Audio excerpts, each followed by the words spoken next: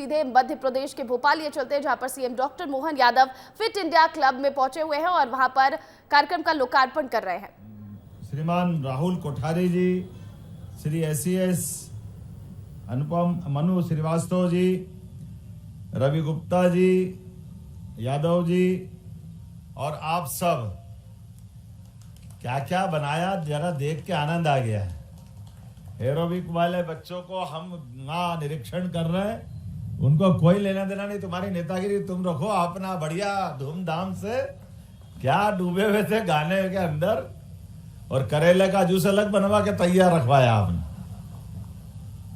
जिसको जो चाहिए अंकुरित अनाज, हमारे लिए, बुजुर्गों के लिए, सब उम्र के बच्चों के लिए, खास करके बड़ों के लिए, मध्यम आयु वर्ग के लिए एक अपने छोटे से गागर में सागर भरने का काम किया है।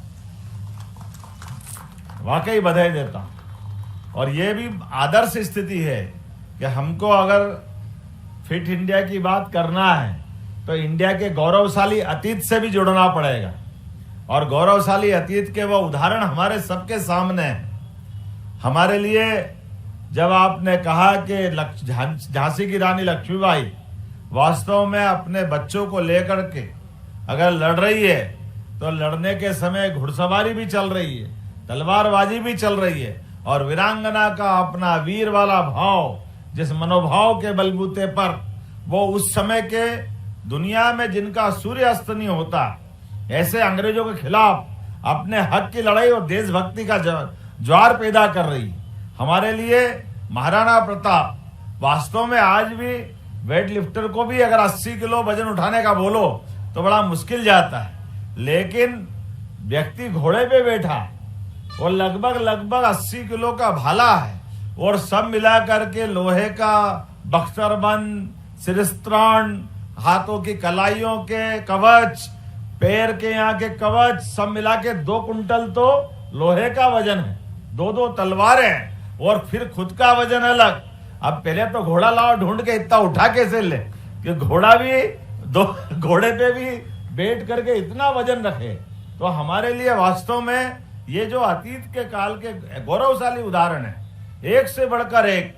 जैसे एक काल के प्रवाह में मनसुख भाई साहब, हमारे जाने अनजाने हमसे गलती होती है, लेकिन ये भोज का क्षेत्र उज्जैन से लगा करके पूरे मालवा तक का है। एक कहावत चलती है, कहा राजा भोज, वो कहा, ये वास्तव में गलत है। एक बार में एक राजा 2 बड़े बड़े राज्यों को एक साथ हरा दे, ये पुरुषार्थ और पराक्रम की पराकाष्ठा थी। गांगे और तेलप 2 बड़े बड़े राज्य, एक विदर्भ से ऊपर वाला महाराष्ट्र का, एक तत्समय तमिलनाडु के पास कर्नाटक का पूरा राज्य, और एक बार में हमारे राजा ने दोनों को हराया।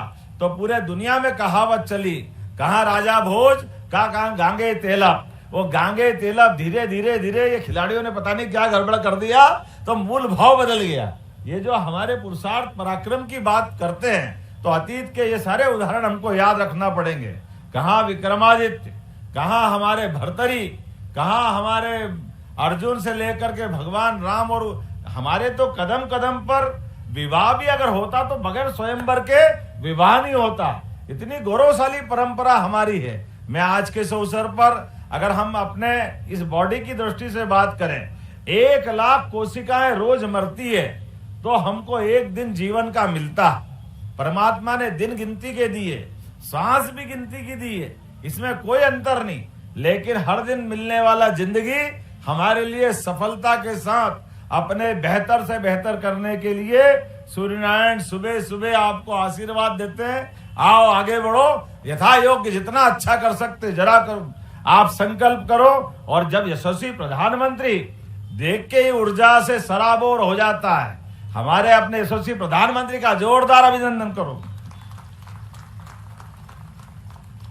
कोई ओलंपिक हो, कोई काम हो, माननीय मोदी जी का एक बार चेहरा याद कर लो तो ऊर्जा से भर जाते हैं।